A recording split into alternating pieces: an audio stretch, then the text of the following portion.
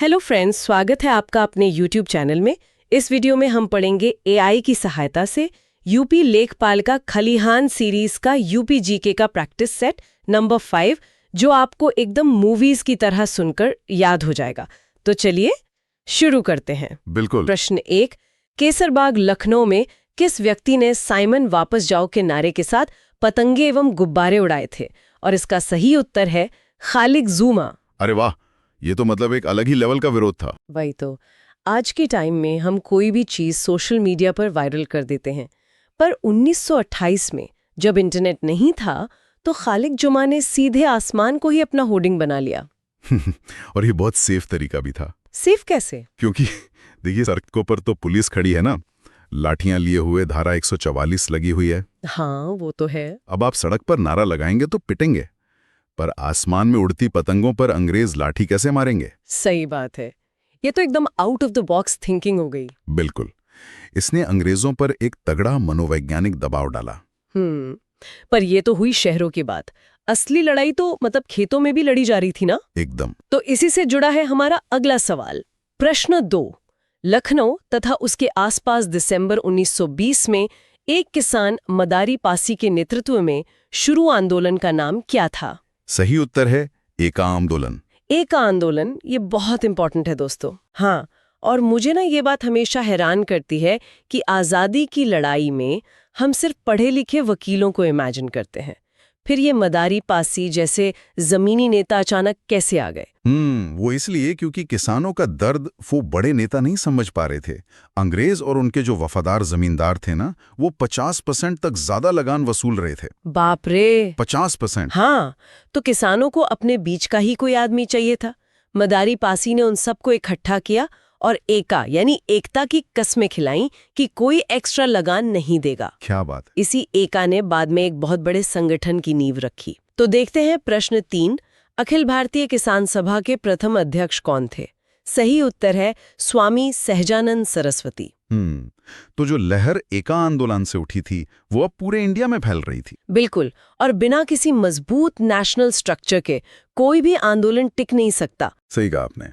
1936 में जब ये किसान सभा बनी, तो मतलब किसानों के मुद्दे पहली बार नेशनल लेवल पे डिस्कस होने लगे, स्वामी सहजानंद जी की वजह से। हाँ, तो एक तरफ किसान संगठित हो रहे थे और दूसरी तरफ हमारी जो क्रांतिकारी गतिविधियां थी वो भी तेज हो रही थीं। एकदम।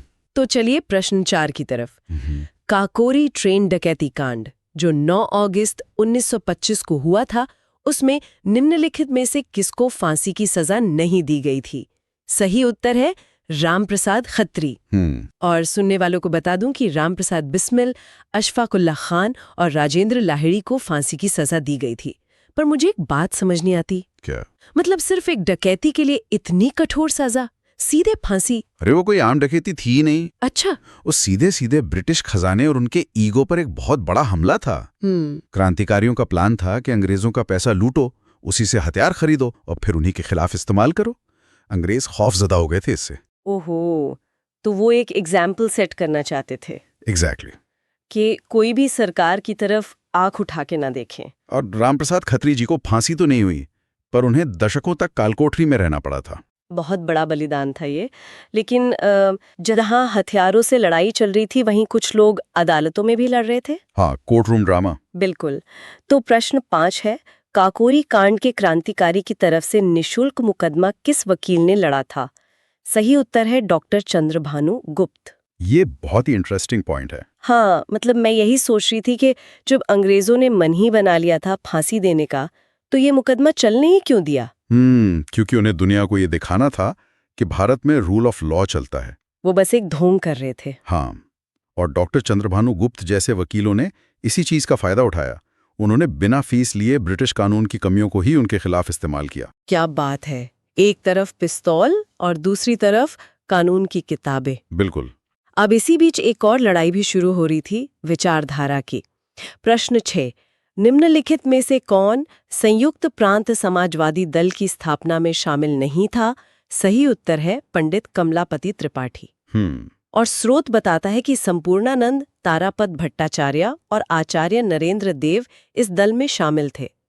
तो मेरा सवाल ये है कि इस अलग समाजवादी दल की जरूरत ही क्या पड़ गई थी? देखिए 1930 आते आते ना राजनीति थोड़ी गहरी होने लगी थी। मतलब बहुत से नेताओं को ये लगने लगा था कि सिर्फ अंग्रेजों को भगाना ही काफी नहीं है, आजाद भारत का मॉडल कैसा होगा। अच्छा, इकोनॉमी और वो सब। हाँ, आचार्य नरेंद्र देव और संपूर्णानंद जी समाजवाद से जुड़े थे, जो मजदूरों और किसानों की समानता की बात करते थे। और कमलापति त्रिपाठी जी? वो कांग्रेस की मेन स्ट्रीम राजनीति में थे, जिनका पूरा फोकस बस राजनीतिक आजादी पर था उस वक्त, इसलिए वो इसमें शामिल नहीं थे।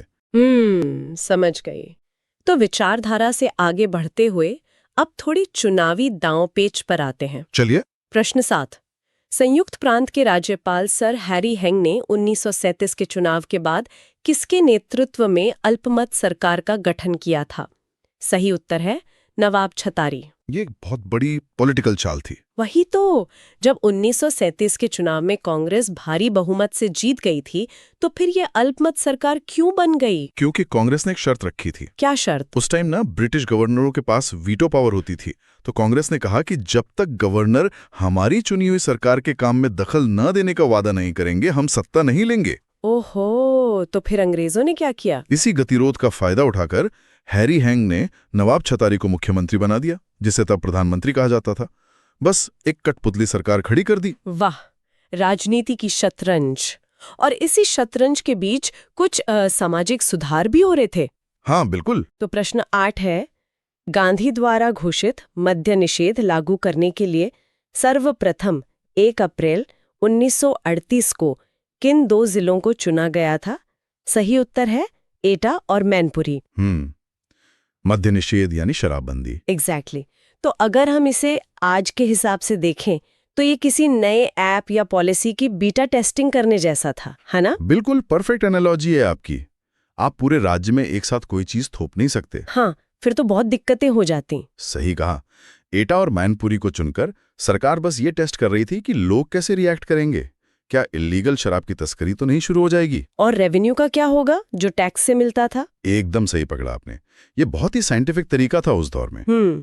और ये सब इसलिए पॉसिबल हो पा रहा था क्योंकि यूपी उस वक्त की राजनीति का सबसे बड़ा अड्डा बन गया था। हाँ, सेंटर पॉइंट था यूपी। तो प्रश्न 9, उत्तर प्रदेश में 1947 तक भारतीय राष्ट्रीय कांग्रेस के कुल कितने अधिवेशन आयोजित हुए? सही उत्तर है 9। 9 अधिवेशन।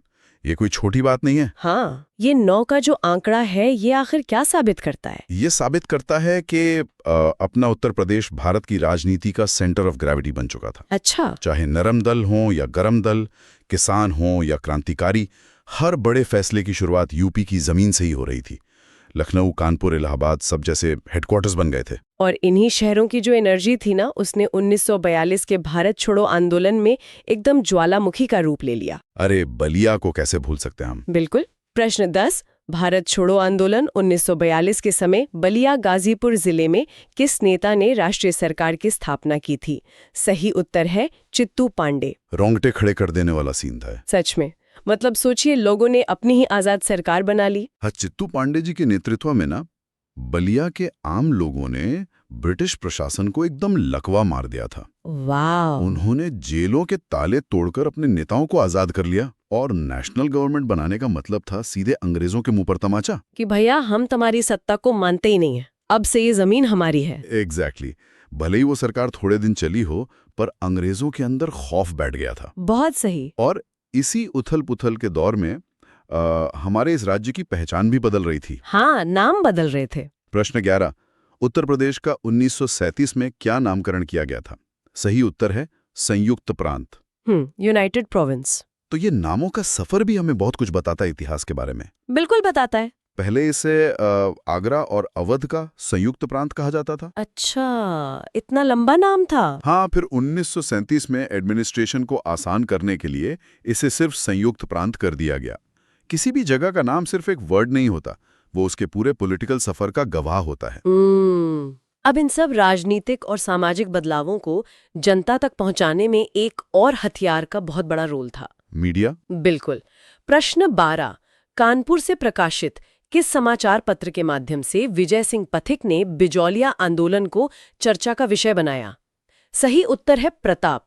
गणेश शंकर विद्यार्थी जी का प्रताप अखबार। हाँ, तो मैं ये पूछना चाहती थी कि आज तो हम न्यूज़ ना मिले तो एक्स या ट्विटर पे चले जाते हैं। क्या उस समय प्रताप ने भी यही काम किया था? एकदम। आज के इंडिपेंडेंट जर्नलिस्ट की तरह ही उन्होंने इस अखबार को हथियार बनाया था। कैसे? देखिए, बिजौलिया का जो आंदोलन था वो राजस्थान की रियासतों में चल रहा था। हाँ। तो बाहर किसी को पता ही नहीं था, पर विजय सिंह पथिक जी ने प्रताप में लिख लिख कर उस लोकल मुद्दे को पूरे नॉर्थ इंडिया में वायरल कर दिया। बाप रे, मतलब उस दौर की पत्रकारिता सच में बहुत ताकतवर थी। बिल्कुल थी। तो अब चलते हैं कांग्रेस के उन अधिवेशनों की तरफ जो इस पूरे आक्रोश को एक दिशा दे रहे थे। चलिए। प्रश्न 13, भारतीय राष्ट्रीय कांग्रेस के संदर्भ में कौन सा कथन सही है? सही उत्तर है 2 और 3। दोस्तों, यहाँ कथन 2 है, दूसरा अधिवेशन दादा भाई नौरोजी की अध्यक्षता में हुआ, और कथन 3 है 1916 में लखनऊ समझौता हुआ। स्रोत में जो पहला कथन है कि प्रथम अधिवेशन कलकत्ता में हुआ, वो गलत है। हाँ, क्योंकि पहला तो बॉम्बे में हुआ था। एग्जैक्टली। तो मेरा सवाल ये है कि ये 1916 का लखनऊ समझौता इतना खास क्यों माना जाता है? क्योंकि ये भारतीय इतिहास का एक बहुत बड़ा माइलस्टोन है। सालों से जो नरम दल और गरम दल अलग थे ना, वो इसी अधिवेशन में वापस एक साथ आए थे। अच्छा। और उससे भी बड़ी बात, कांग्रेस और मुस्लिम लीग के बीच में एक ऐतिहासिक समझौता हुआ था यहाँ। इसी ने अंग्रेजों की नींद उड़ा दी थी। बहुत बढ़िया। और पता है, मजे की बात यह है कि इसी 1916 वाले अधिवेशन में एक ऐसी मुलाकात हुई थी जिसने इतिहास बदल दिया। हाँ, बिल्कुल बदल गया। प्रश्न 14, कांग्रेस के किस अधिवेशन में महात्मा गांधी को चंपारण के किसानों की समस्याओं से अवगत कराया गया था?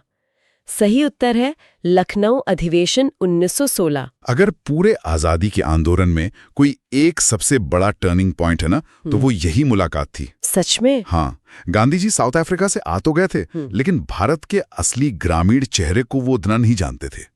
फिर लखनऊ के इसी अधिवेशन में राजकुमार शुक्ल नाम के एक साधारण से किसान गांधी जी के पास पहुंचे और उन्हें वो नील की खेती वाली प्रॉब्लम बताई होगी। एग्जैक्टली।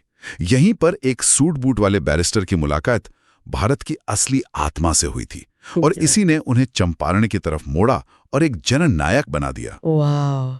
लेकिन एक बात है, बड़े जननायकों के पीछे हमेशा कुछ ऐसे चेहरे होते हैं जो असली नींव रखते हैं, पर शायद उनका नाम उतना नहीं आता। ये तो है। जैसे प्रश्न 15, निम्न में से कौन फरवरी 1918 में स्थापित यूपी किसान सभा की स्थापना से संबंध नहीं था? सही उत्तर है जवाहरलाल नेहरू।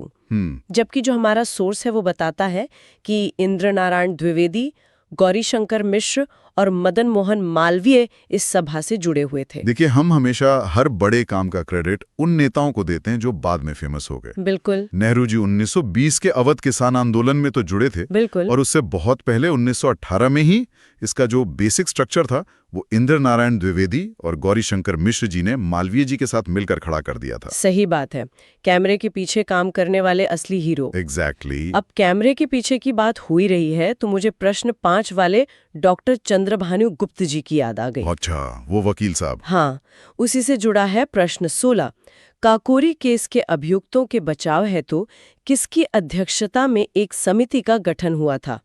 सही उत्तर है गोविंद बल्लभ पंत। तो मतलब क्रांतिकारियों को बचाने के लिए सिर्फ एक वकील नहीं था, बल्कि पूरा का पूरा इकोसिस्टम काम कर रहा था, है ना? बिल्कुल। यही तो इतिहास की खूबसूरती है कि कड़ियां आपस में कैसे जुड़ती हैं। जब काकोरी के बाद फांसी का डर था तो सारे नेताओं ने अपने मतभेद भुला दिए थे। वाओ! गोविंद बल्लभ पंत जी, जो बाद में यूपी के पहले मुख्यमंत्री भी बने, उन्होंने इस पूरी बचाव समिति को लीड किया था। तो मतलब रास्ते अलग थे पर मंजिल एक ही थी। बिल्कुल एक थी। चलिए अब देखते हैं कि यूपी के अलग अलग जिलों से कैसे लोग इस लड़ाई में कूद रहे थे। प्रश्न 17, उस स्वतंत्रता सेनानी की पहचान कीजिए जो उत्तर प्रदेश के बिजनौर जिले से थे। सही उत्तर है बख्त खान। अरे बख्त खान, ये 1857 की क्रांति के बहुत बड़े नायक थे। अच्छा, बिजनौर से थे ये? हाँ, मूल रूप से बिजनौर से ही थे, पर जब गदर हुआ तो वो दिल्ली गए और जो विद्रोही सेना थी उसके मुख्य सेनापति बन गए। बाप रे! तो ये दिखाता है कि यूपी के छोटे छोटे जिलों से भी ऐसी चिंगारियां निकली जिन्होंने अंग्रेजों की जड़ें हिला दी थी। सच में। और ये छोटे जिलों से निकलकर नेशनल लेवल पे छा जाने का जो ट्रेंड था ना, वो आजादी के बाद भी चल